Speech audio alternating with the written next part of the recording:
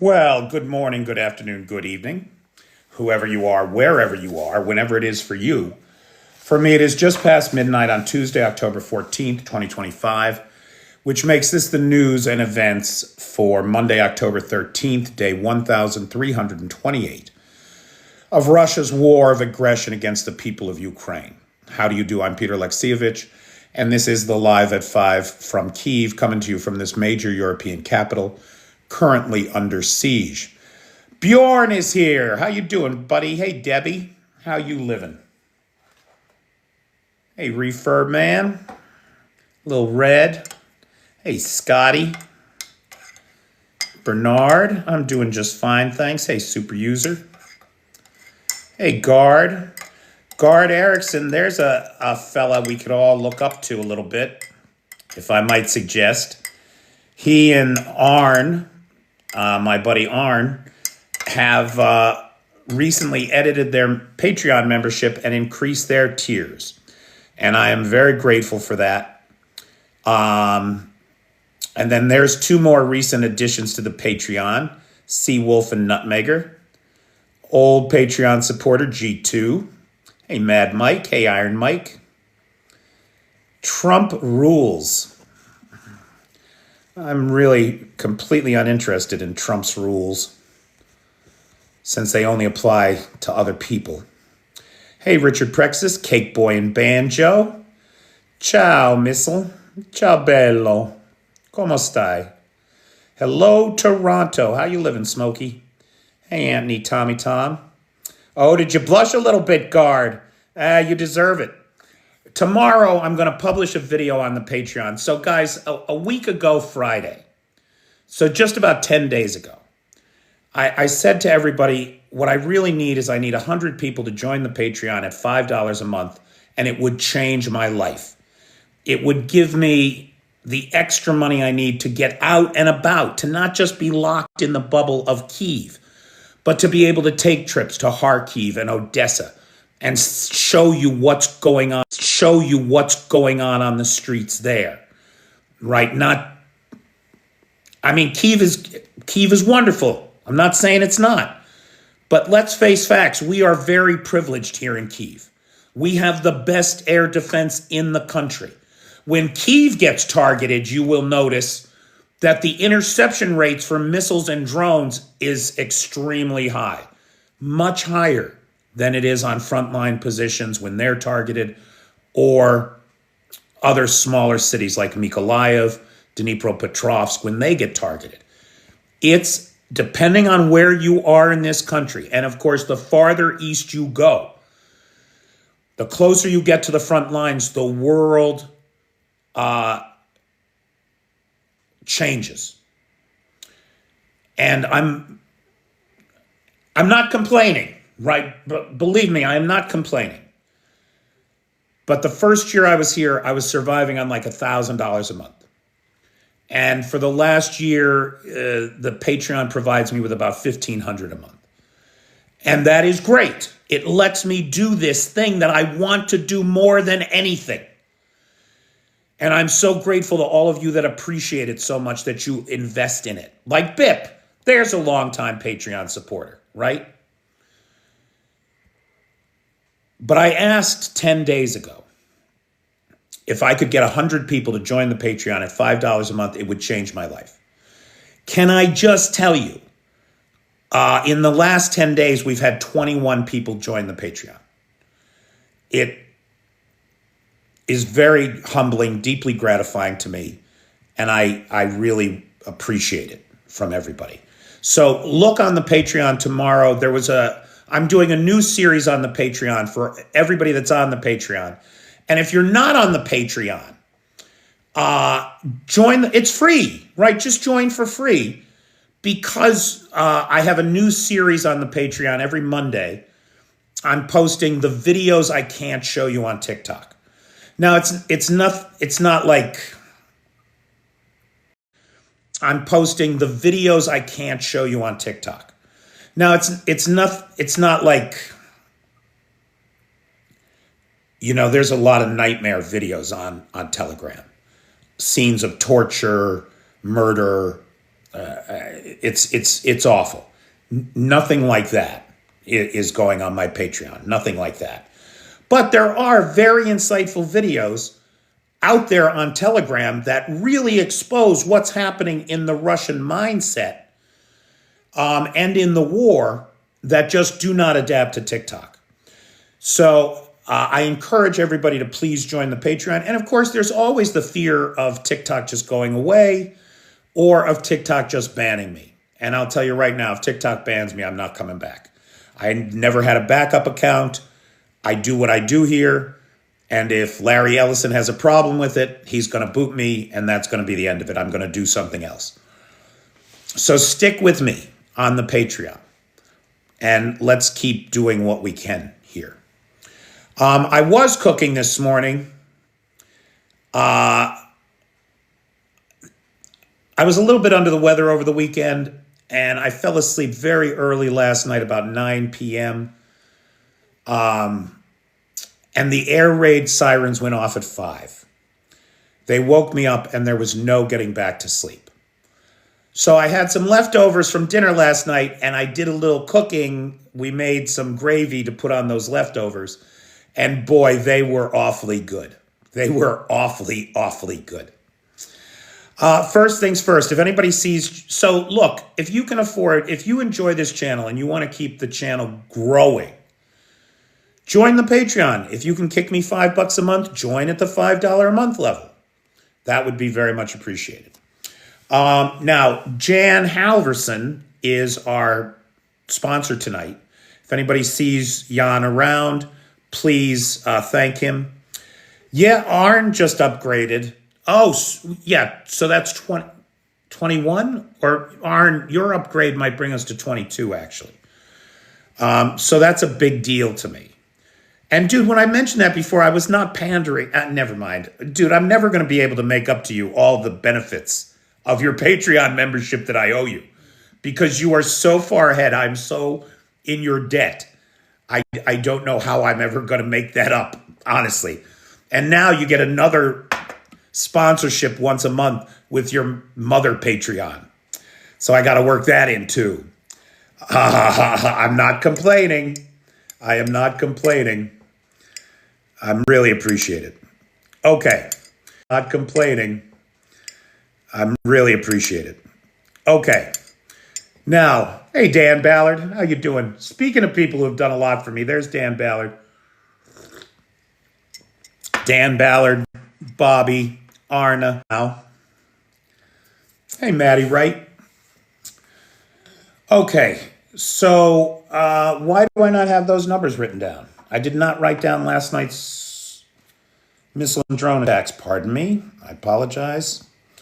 It wasn't much. I want to say it was like 73 and they took out 85% of them is what I want to say. But let me just confirm that real quick. Last night was 82 drones, 69 of them taken out, 84% interception rate. So pretty good right across the country. Hey, Raven. Hey, Mike Kelly. Hey, Feisty. There it is. Thanks, Chef Deb. Did you pull that off my, did you pull that off the Air Force Telegram channel or off my Blue Sky? I'm curious. So I think the big, oh, it was from Nightshade. Nice. Guys, if you don't follow Nightshade, I strongly encourage you to follow Nightshade. Nightshade does regular daily updates on Ukraine, and he often uncovers things that I never see. He sent me some shit today that I was just like, whoa, I did not know about any of this. Pardon me. I'm still coughing a little bit from the weekend. Now, oh, pardon me. I loaded this tea with honey and ginger. That's supposed to be good for you, right? Happy Thanksgiving. Is it Canadian Thanksgiving? Well, happy Thanksgiving. Thanks, Alex. Hey, Maria. Hey, Roy Daniels. Yeah, it's straight whiskey. You can probably tell from the way it's steaming. Okay. Now, a couple things. The really big news today is that the UK, Britain, and France, hey Joe, hey Weibo, have announced their intention to seize the frozen Russian assets and turn them over to Ukraine. Now, the details of this scheme are complex and confusing. So I'm just going to say this. Right now, what we have, and I agree, Courtney, it's about fucking time. And we've been talking about it, BIP, forever, right?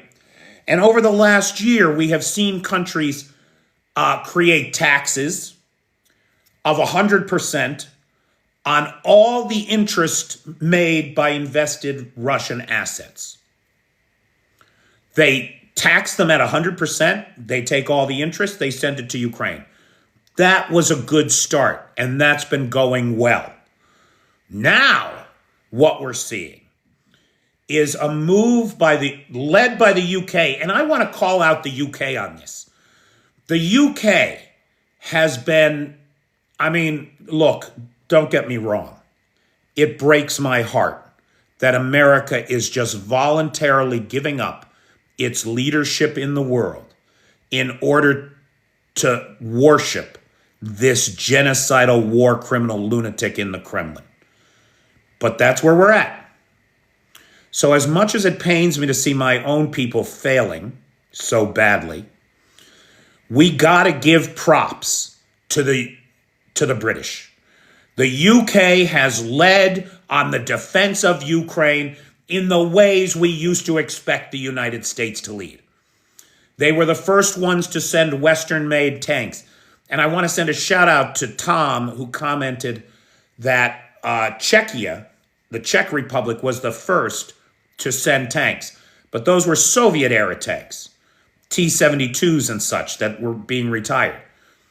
The first country to send Western hardware, heavy metal, was the UK.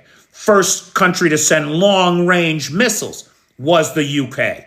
And now the first country to commit to seizing the 25 billion that's pounds, 25 billion pounds, $33 billion.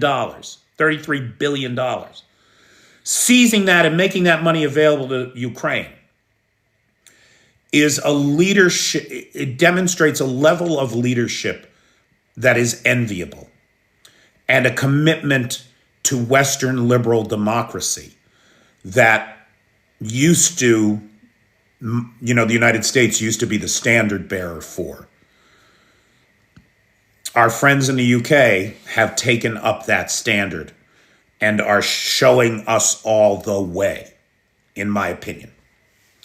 Now, there is, of course, so here's the argument against doing this. There are several arguments against doing this. One is the question of legality, and that's why the way that they're doing it is so complicated as to avoid many of the legal missteps that might get you in trouble down the road. Then the other thing, the legitimate concern that I hear from people is, but wait a minute, we kind of thought that money would be earmarked for reparations. And as part of a peace agreement, it would go to Ukraine as part of reparations. And that's a fair point to make. The only problem is, if Ukraine doesn't get the money for weapons now, there won't be a Ukraine to get reparations. So there is an urgency of the moment. We know that Zelensky has recently said he's got, over the next 12 months, a budget shortfall of $60 billion. Just to keep the country and the war running, he's got to find $60 billion. Well, right here, this is half of it. Right off the bat. He's got to find $60 billion. Well, right here, this is half of it. Right off the bat. So huge kudos to the people of the UK.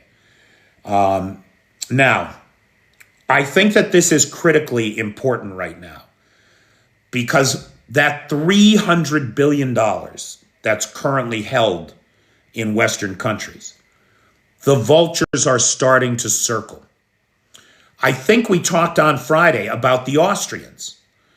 Raiffeisen Bank, which is a private capital equity firm that has continued to do business in Russia, despite everything, that facilitates energy payments, right? The payments on Russian oil and natural gas, facilitates that for the Russians, which feeds the Russian war machine and the genocide in Ukraine.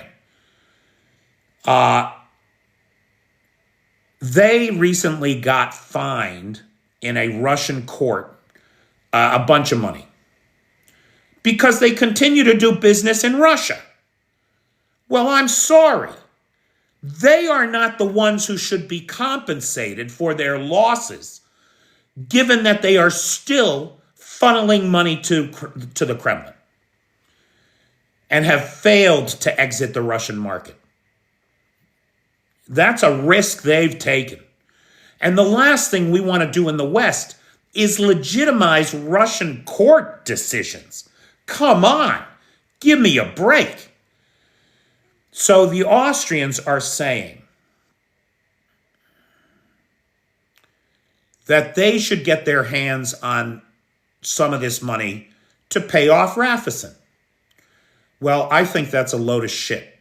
No private equity firm that continues to do business with these war criminals should get their hands on the frozen Russian assets. That money needs to go to Ukraine either as reparations or as a fund to get them through this war. One or the other. And after the war, it can be counted as part of reparations or whatever. But for right now, no. So the vultures are circling. Austria, on behalf of this private equity business, has said that they will not approve the next Russia sanctions package until they get the money. I agree. Stop bailing out private equity. Stop bailing out private equity. I cannot agree more. Maybe they will stop being so irresponsible with our money if we stop bailing them out. Now, the quote of the week comes from Mark Rutte. And actually, it was Petey, the mod, sent me this video of Mark Rutte giving a speech. And this quote was so great. I just got to share it with you. Mark Rutte said, in 2022, the Russians thought it could take Ukraine in a few days. In the fourth year of Russia's brutal war, Russia struggles to advance. In 2022, Russia's Mediterranean task force was a mix of surface vessels, submarines, and support vessels.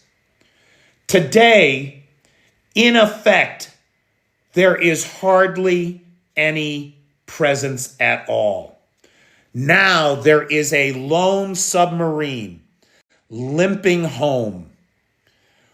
What a change from the 1984 Tom Clancy novel, The Hunt for Red October.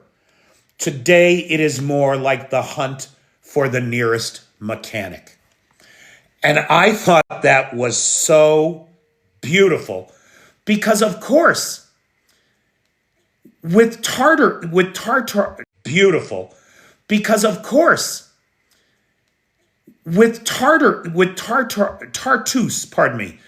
the seaport at Tartus in Syria lost to the Russians.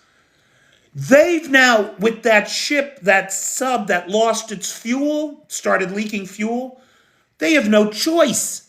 They have to take a 4,000 kilometer, 2,700 mile trip to get to the dry dock in Murmansk. Completely of their own making. Completely of their own making. Now, in hits over the weekend, it was a juicy, target-rich environment for the Ukrainians. And they did not pull any punches, boy. No, they did not. In Rostov, we saw an oil pumping station hit. According to reports, the control room was targeted, and the station is nearly paralyzed. There will not be oil flowing through that pipeline. Bashneft in Ufa, all the way out in Bashkortostan. We had the third reported strike in 3 weeks. 1,400 kilometers, 800 miles away. Now, what's important to understand about Ufa is that it's not just one refinery. There's a 3-refinery production hub there. At this point, 2 of the refineries have been struck. And it's important to recognize this is 1,400 kilometers away. That's a tough shot. We don't talk about how difficult it is to plan these missions, how hard it is to fly a drone around air defenses and civilian population centers, inconspicuously for 1,400 miles to hit a particular piece of equipment at a particular plant. And yet the Ukrainians are doing that every day, virtually every day. The 3 refineries in Bashkortostan as a hub, they are the largest single refinery hub in Russia, processing over 20 million tons of crude oil a year. It is critical to take them offline. Hey, Akron. Now, in Belgorod, we saw HIMARS hit a thermal power station for the 4th time in a month. The governor, get this, the governor of Belgorod didn't even say it was drone debris that fell on the territory of the plant. He said there was a garbage fire in the vicinity. I mean, okay, if your power stations burning are garbage fires, I guess it's not a problem then. In Smolensk, the aviation plant was hit. Can you guess what the governor blamed the fire on? Drone debris. You know. Nightshade is saying Belgorod and Kursk are both without power tonight. Good. I can't confirm that, but I trust Nightshade. Outside Moscow, we had 3 mysterious fires this weekend. A Roscosmos building, right? Roscosmos is the space agency for the Russian Federation. There was reportedly, the fire was caused by a rocket fuel leak. Now, look, I don't know what you guys know about rocket fuel, but that shit is toxic as fuck. A rocket fuel leak is a major, not only is it flammable, but it is toxic to the human person. The idea that there could be a rocket fuel leak at the equivalent of a NASA facility, which then led to a fire that consumed over 1,000 square meters of the place, is insanity. A warehouse, we don't know what was in the warehouse, but a large warehouse outside of Moscow burned to the ground, and an unnamed factory suffered a large fire, over 1,000 square meters burned, and the roof collapsed. So these are 3 fires around Moscow that are mysterious in nature and under investigation currently.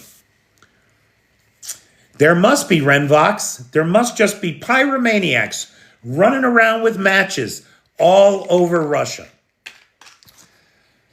Near the Sloviansk-Donetsk-Mariupol Ring Road, which is a road, this happened just southeast of Donetsk City.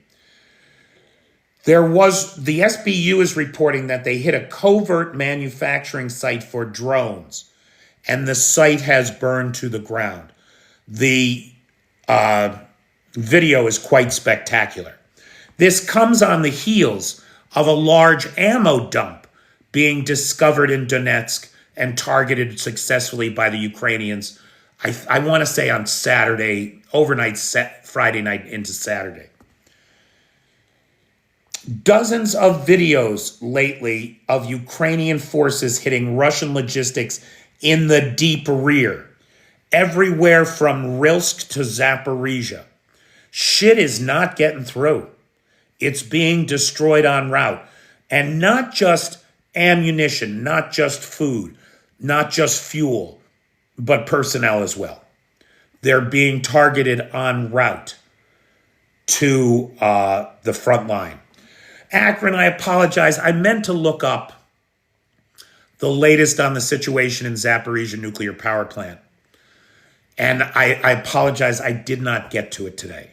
I will make a point of doing that for tomorrow. But the best data I have is that the IEA had said Russia was in the process of reconnecting the power. Now, I don't know how that's possible because Russia isn't in control of those power lines. They're in Ukrainian territory. So it's a little unclear, but it's hopeful, right? It's hopeful that there is some movement forward on what could be, the next Chernobyl. It could be the next Chernobyl. And for anybody who thinks I'm saying Chernobyl, next Chernobyl. It could be the next Chernobyl. And for anybody who thinks I'm saying Chernobyl weird, it's just like Kyiv and Kiev. I have adjusted myself to the Ukrainian pronunciation of Chernobyl.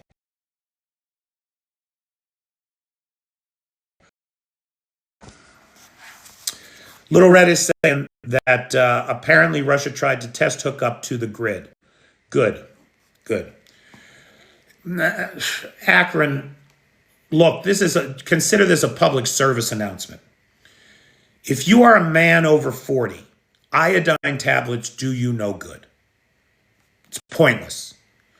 Save the iodine tablets for women, children, and especially for pregnant women. That's who's going to benefit the most. Actually, who benefits the most are men under 30, women, and children. So you and I, it doesn't mean anything. That's why I don't have any in the house. Okay. My favorite video of the week. Now, if you are a Patreon supporter and you go to my Patreon page, or if you're just a Patreon member, right? Because these videos are available to any Patreon subscriber. I'm doing a new series called Videos I Can't Show on TikTok. And nothing gory, nothing that's a Geneva Convention on TikTok. And nothing gory, nothing that's a Geneva Convention violation. But things like this, my favorite video of the week, are these Russians showing off their electronic warfare system, talking shit about how this is the end of all drone attacks. No drone will be able to get through to us anymore. We are safe. We are secure. And then I swear to God, 2 drones come in and blow their electronic warfare system right to hell. And these idiots tape it and put it on Telegram. Like, that is the thing to me. These guys have no censors, right? They have no censors. They do war crimes. They videotape them, put them on YouTube, on Telegram. They hack off some guy's head. They videotape it, put it on Telegram. They get their brand new $1 million electronic warfare setup blowed up by drones, and they videotape it and put it on Telegram. It makes no sense. They literally have no... I saw videos. Hey, Jake Gulkowski. I saw There are so many videos that are so disgusting, so obscene, so sadistic. I can't even talk about them. And I would certainly never so sadistic. I can't even talk about them. And I would certainly never show them, right? So, but the videos I can't post to TikTok is going to be a fun series.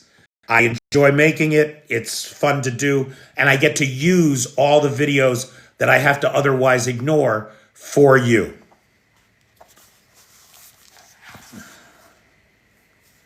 Okay.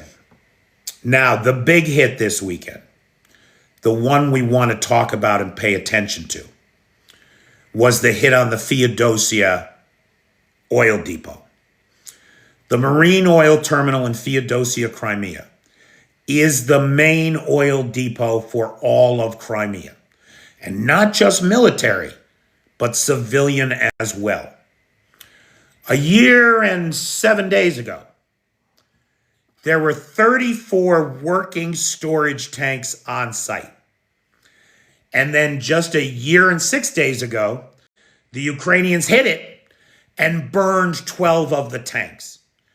That left them with 22 tanks. Now, you may be saying to yourself, why are you talking about this, Petey? Because they hit that last week. This is old news. There's Jan Halverson, who is the sponsor of tonight's live. Everybody thank Jan, please. You may be saying to yourself, but Petey, they hit that last week. Why are you talking about it? No, they hit it again today.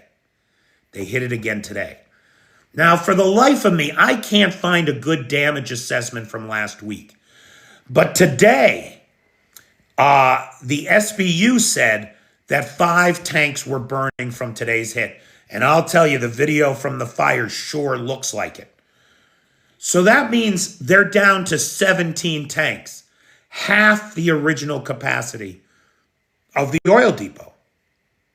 Minimally. If they lost just 2 tanks from last week's hit, which I think is a conservative. If they lost just 2 tanks from last week's hit, which I think is a conservative thing, they're down to 15 tanks. They're at less than half capacity there now. Is it any wonder that half of the gas stations in Crimea are closed and the other half are rationing? You can only get about 3 gallons, 12 liters of fuel twice a week. That's it. The video, Ted, is on. Oh, Ted, we got to talk too, pal. I'll try to remember to text you after this. But, Ted, it's on my Patreon. Videos I can't post on TikTok. The full video is there as part of today's posting. Which you may... I'm so grateful for all the Patreon supporters. I am not happy at all with how the Patreon app... I'm so grateful for all the Patreon supporters. I am not happy at all with how the Patreon app always works. It's a great platform. I'm not complaining, but there are some customer service issues. Anyway, Feodosia is on fire right now. Ukraine is making Crimea untenable for the Russians to continue there.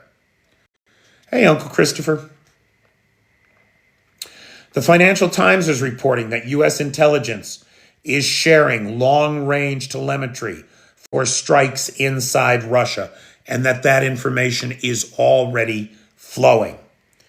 Financial Times claims that the U.S. provides the intelligence on exposed targets inside Russia, but Ukraine makes all the final decisions on exposed targets inside Russia, but Ukraine makes all the final decisions as to what to hit and how to hit it.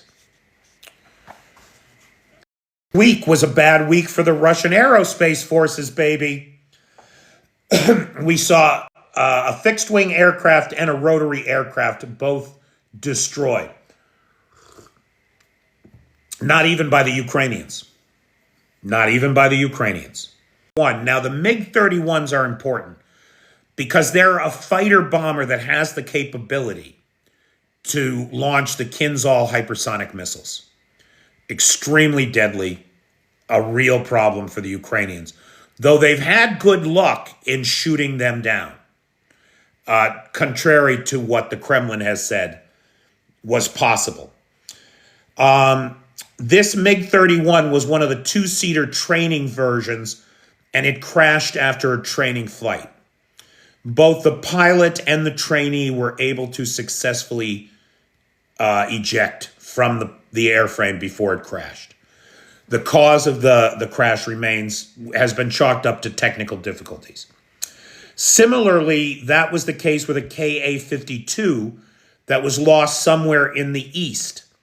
Now, it is important to point out, in my opinion, that the Russians have now lost more rotary aircraft, more helicopters, in 3.5 years of war in Ukraine than in 9 years of war in Afghanistan. More helicopters in 3.5 years. And that number just keeps growing.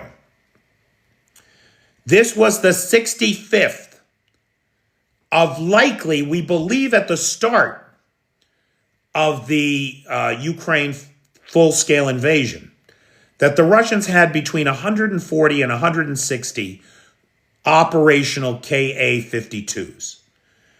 At least, with this one, they have lost 66. So by any estimate, they have gone from around 150 to under 100. A full third of the Ka-52 fleet has been destroyed.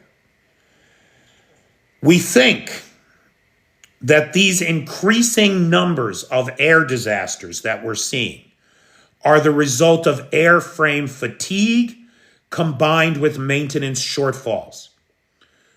They're running this shit too much. They're not giving it the proper maintenance. We have seen helicopter crashes from Donetsk to Amur, which is 10 time zones away from Ukraine. And it's likely because of overuse and airframe fatigue combined with failures of maintenance. Very interesting little piece in Interfax today on the subject of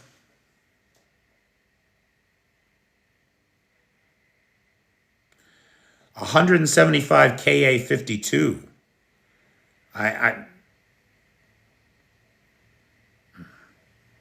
Oh, you're claiming that Russia had 175 and they've lost 67, plus a bunch of Mi-24s. Yeah, Mi-8s. Yeah, I'm not. It's very hard to know exactly how many Russia had, which is why I said that the estimates, the consensus estimate before the start of the full-scale invasion was 140 to 160. And that's the best information I have. I think that for Russia to attack NATO would be a suicide move, Mickey. I don't think they want to attack NATO. I think they want NATO to back off of their support for Ukraine. And that's all that is. It's just bluff. It's more bluff. Putin's been bluffing since day one of the full-scale invasion. Right? The day before the full-scale invasion, he said he would never invade Ukraine. Really? Then what are 250,000 troops doing on the border? And blood banks.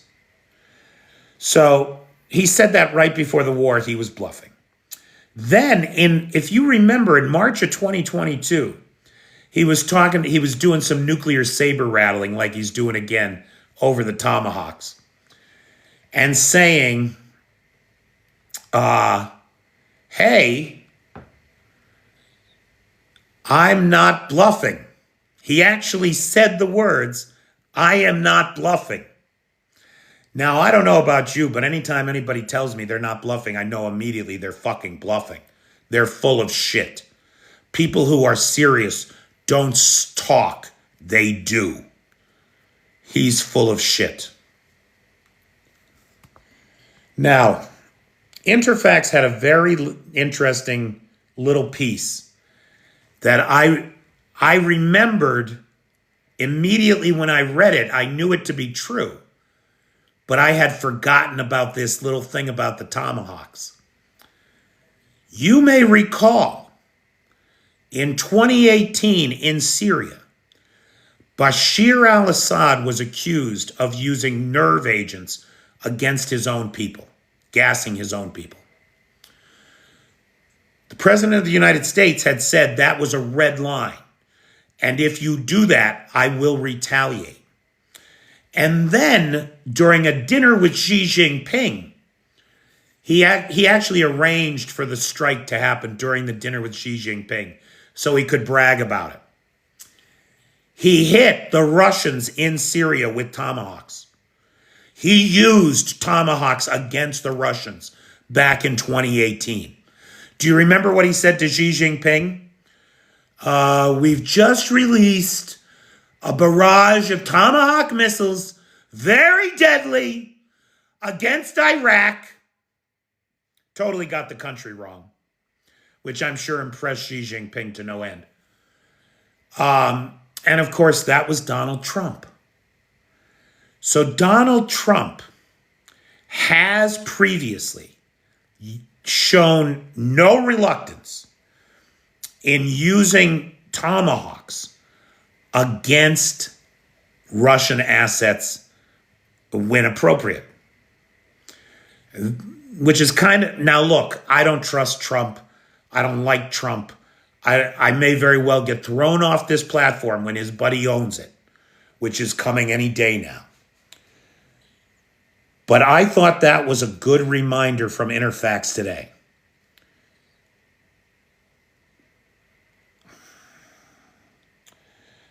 That Trump has done this before. Now, on the subject of the tomahawks, again, I would remind everybody that right now the U.S. government is shut down. As far as I know, Trump can say everything he wants to about Ukraine, talk a big game. But meanwhile, in the background, the promises we've already made aren't getting delivered because the government is shut down. He can talk a big game to Zelensky's face while stabbing him in the back. And I do think that's part of what's going on. I absolutely do.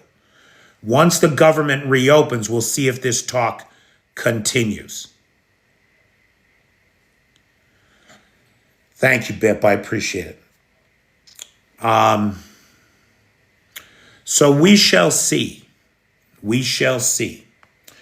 Peskov, for his part, on the subject of the tomahawks, I swear to God with these people, they talk out both sides of their mouths, right? It's like everything is like, well, like in this case, it's like Schrodinger's tomahawks. He said, which is not my joke, by the way. I want to give credit to Dom Nichols for that one. I really did like it, and I wanted to use it. So today, Peskov says Russia's very concerned about tomahawks. What if a nuclear-capable missile, the Tomahawk, is coming at us? What should we think? How should we respond? Western militaries should think about that.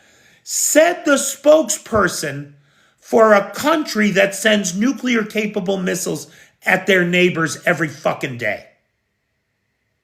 Ridiculous. Ridiculous. But that is not all he said. He went on to say, it's okay, though, because they won't have any effect on the battlefield. They're long-range missiles. Of course you're not going to use them on the battlefield, you dunce. I mean, it's just like listening to Trump.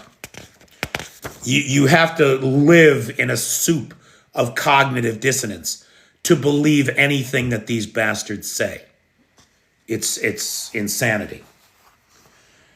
Now, the Russian government has released its 2026 budget. And I want to just cover a few picayune little details here. So after 2 years of record war spending, the war economy is cooling inside Russia. Growth is collapsing. Taxes are rising. Russia has published its 2026 budget against this backdrop. Defense spending will remain near 40% of the budget, 38%. We see big cuts to education and health, which are down to 10% of the budget, and economy and infrastructure down to 14%. According to Russian banks, RBC Russia banks have not made any substantive investments in infrastructure projects for all of 2025. That's unheard of for a country the size of Russia. Now, the forecast is for a deficit of 13.8 trillion rubles, or 1.6% of GDP. They are raising the value-added tax, so the tax you pay on cars, furs, jewelry, etc. They're raising it from 20 to 22%. That is expected to add 1% inflation to the current inflationary cycle, or the current inflationary rate. This will drive inflation, add material costs, leading to lower demand and lower revenues. Russia is consuming itself. And amidst this backdrop of declining revenues, war spending still being prioritized, and rising taxes, the budget makes certain assumptions. And those assumptions, frankly, are an optimistic work of fiction. Just listen to what this budget assumes. It assumes a growth rate of 1.3%. Nonsense. It's not going to happen. Growth is already down to about 1% for 2025. There's no way we're going to see new growth in 2026. It assumes, are you ready for this? A 4% inflation rate. Can anybody remind me, since we talk about it all the time, what is the inflation rate, the latest inflation rate officially in Russia? Forget about the unofficial numbers from hankies. Does anybody remember what the inflation rate in Russia as of September 30th was? Nobody? It probably is closer to 20%, Roy Daniels. That's what Hanky says. But I'm talking about the reported inflation by the Kremlin. 8.1%. 8.1% in September, which was down slightly from August. But still, you're assuming an inflation rate half of what you've got, and you've just inputted a new tax that is going to drive inflation by 1%. Insanity. It assumes a $70 barrel, $70 per barrel price for oil. Brent crude is trading at 66 right now. 66 or 68, under 70. Urals crude is not, thank you, Weibo, well done. Urals crude is not pulling in $70 a barrel. It's not doing it now. And plus, we're on the verge of the Trump depression. Trump has done more damage to the value of the dollar and 20% of the world's economy than anybody else has in the history of America. We are on the verge of the Trump depression. And the sell-off that we saw, 20 billion in Bitcoin that evaporated over the weekend, all because Trump said something, is just paving the way for our downfall. It's outrageous that we allow it to continue. One assumption, I got to tell you, was very surprising in the budget. They are forecasting reduced oil and gas revenues. They actually built that into the budget. They think they're going to sell less oil and gas next year. And I think they're right. What they did not predict in the budget was that those sales go to zero. The way Ukraine is hitting infrastructure, it's not impossible. It's not impossible. And in point of fact, Zelensky recently said to Slovakia and Hungary and the European countries that continue to depend on Russian energy. He said, you're placing your bets on the Russian energy sector, which will not exist soon. Okay. Russia herself is forecasting a long period of stagflation. That's the bottom line from this budget. Russia herself is... Now remember, they got an economist in the Secretary of Defense role. So that may be why we are seeing some reality, some semblance of reality in this budget. The war in Ukraine has badly damaged the Russian economy, and the recovery will take years, if it comes at all. There was a great piece by a Japanese historian who is predicting the collapse of the Russian Federation based on the historical analogs of Tsarist collapse and USSR collapse. These guys are literally doing exactly the same mistakes over and over and over again, even as Donald Trump is repeating all the mistakes of Smoot-Hawley, which deepened the depression for all of us. All right, big thanks to Jan Halverson. Really appreciate Jan, who is the sponsor of tonight's live. Tomorrow we're celebrating Nutmegger's birthday. Seawolf and Nutmegger are our sponsors tomorrow night. Everybody wish Nutmegger a happy birthday. And big thanks to Lars, who has the Discord server. Nightshade, who has the Peter's Peeps group on the Book of Faces. Again, if you don't follow Nightshade, follow Nightshade. And big thanks to the best moderators on the Tickety Talk: Feisty, Maddie, Jay, Travis, and Pete. I think almost all of whom were here tonight, which I appreciate. And happy Thanksgiving to all my Canadian friends. Thank you all so much. Big thanks to the 21 or 22 people who joined the Patreon since I first asked. Basically, I need 100 people to join the Patreon at $5 a month. You do that, it will change my life here. And it will expand the possibilities for what we can do together here in Ukraine.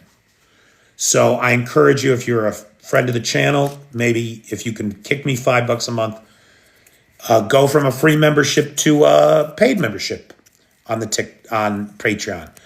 If you don't have a Patreon at all, get a free one and see if it's worth it. Right? Give me a chance.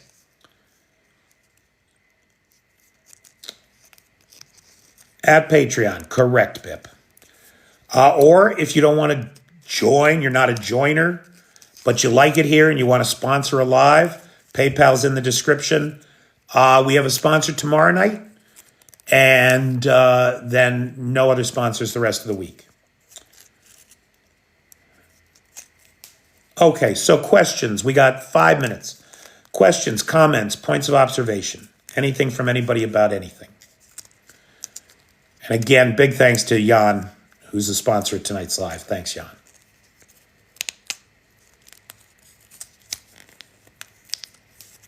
Questions.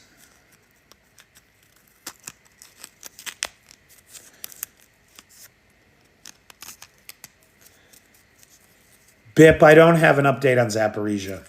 Only that the Russians are trying to reconnect the power. Russia's not going to fall anytime soon. So if we look at history, the USSR collapsed 36 months after the fall of the Berlin Wall, roughly. I think we're looking at, once the shooting in Ukraine stops, I think Russia likely has about 36 months before its major transformation. And that transformation, I think, is absolutely inevitable. It is unstoppable at this point. We have reached a point of no return. These guys are kidding themselves. And their desperate actions, murdering the civilians in Ukraine, will not get them anyplace. It's not going to get them anyplace. Renvox has a great question. How are Tomahawks launched? So, as I understand it, they are principally sea launched. And they are principally sea launched. And Ukraine doesn't have a navy, right? However, there are mobile and stationary land-based launcher solutions available for the Tomahawks. So given that Ukraine doesn't have the boats, wait a minute.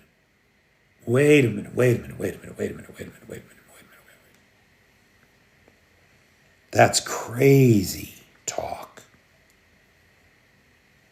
All right, that's not going to happen. Nothing like that is going to happen. But it did just occur to me that the range on these Tomahawks is 2,500 kilometers, right?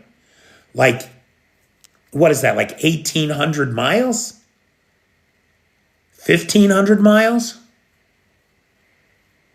How far is the Mediterranean Sea from Moscow? Can anybody do that real quick?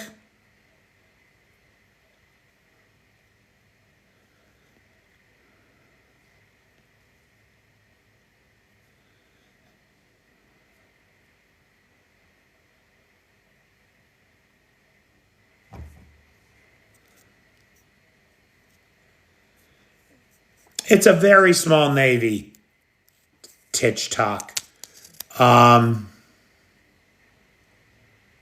It's 1,450 miles from the Mediterranean to Moscow as the crow flies. Well, shit, that's within Tomahawk range, isn't it? Shit, that's within Tomahawk range. See, the reason why I'm stopped here for a second, just thinking out loud, kids, right, is because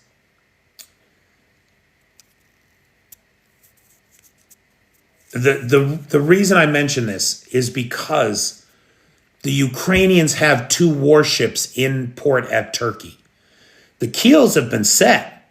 All that they need is some communications equipment and some like proprietary stuff. They're ready to sail. The problem is they were ordered before the full-scale invasion happened. Then the full-scale invasion happened. They were finished after the full-scale invasion began. And by then the Straits of the Bosphorus and Dardanelles were closed under the Montreux Convention. So Ukraine couldn't get these 2 frigates into the Black Sea. But they're just sitting there in Turkey. They're just sitting there in Turkey. And there's a juicy, target-rich environment that's within Tomahawk range, even from the Mediterranean Sea. Yeah, Britain gifted a demining ship to Ukraine along with another ship. I forget what the details were on that. It wasn't a warship. It was another like support vessel. But they can't get it here. Montreux Convention has the straits closed. No patrol boats, which can be sent on trains, can get in. But nothing that has to sail in through the Straits of the Bosphorus and Dardanelles are getting in.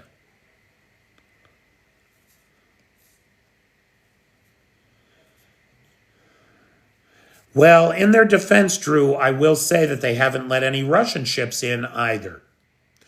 And Russian ships that have left, like the Kilo-class submarine, the Novorossiysk, that was not allowed back in either. So they are abiding under the terms of the Montreux Convention, which is their purview, right? Marty, I appreciate your willingness to sponsor live. I would love to have you sponsor live. The PayPal is in the description. One of the great benefits of sponsoring a live is that you get the secret decoder ring to why all my shirts say MJM on them.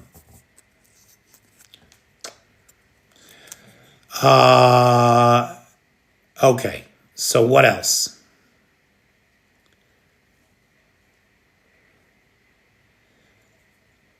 Ukraine will make more Russian subs, don't worry.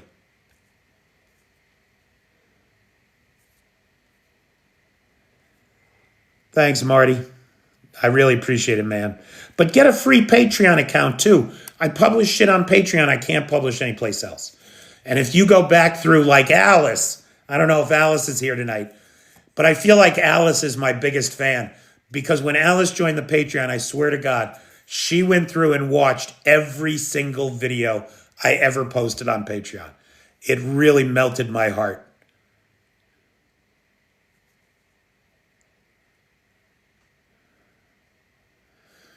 Mass Confusion asks a great question. If, let's say, now again, look, I'm completely speculating. The Ukrainians are not going to finish those ships. The ships are sitting in the dock down there. Nothing's happening with them. There's still a lot of work to do on them, but the Ukrainians are not investing the time or the money in that. They're just letting them sit. So that's not going to happen. But just to hypothesize for a moment, Mass Confusion asks a great question. How will countries handle missiles flying over their lands on the way to Moscow? It's a great question, and I don't have a good answer. From the Mediterranean, those missiles could potentially fly up the Straits of the Dardanelles and over the Black Sea straight to Russia. Now, what kind of a threat that poses to air traffic is a good question. What kind of international conventions are in place? That's a good question too. So I don't have a good answer for you, Mass Confusion. But again, this is pure speculation on my part. It's unlikely that we will see those ships come into play in this war, which is too bad because I think Ukraine should finish them and launch them and start interdicting shadow fleet vessels with them on the high seas. They could certainly be used for that.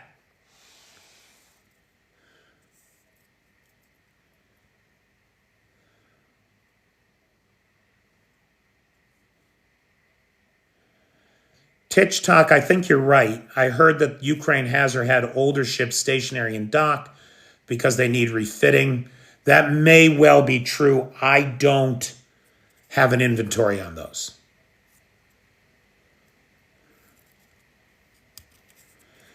So Lars makes the point that there is no civilian air traffic over the Black Sea. So that means you just need Turkey to be bought in. And Turkey owes Ukraine. Motherfuckers, you can say that Ukraine owes Turkey for all the material support they've gotten from Turkey. Except they haven't gotten a lot of material support from Turkey.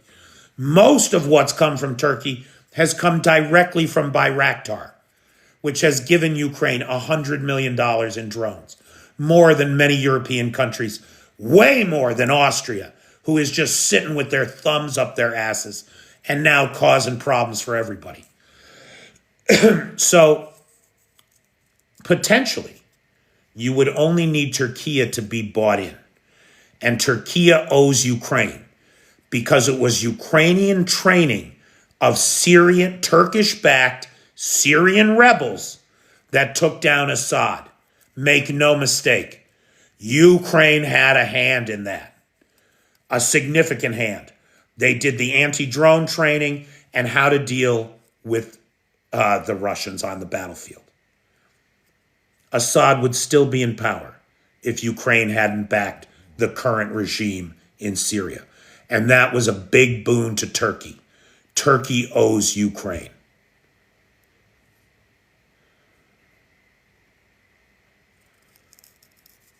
Yeah, or sail up to the Baltic and hit Russia directly.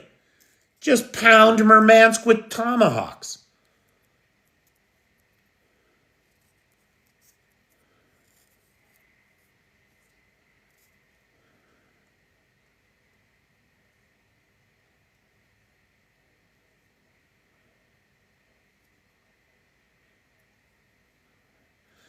How is Uncle Assad after his upset tummy? What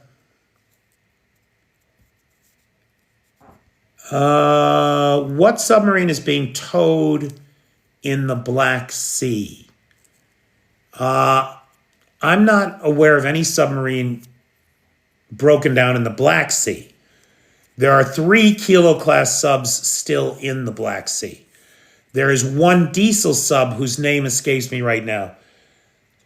Is it Novorossiysk? That is limping its way broken home to Murmansk, 4,000 kilometers from where it dumped all its fuel in the Mediterranean.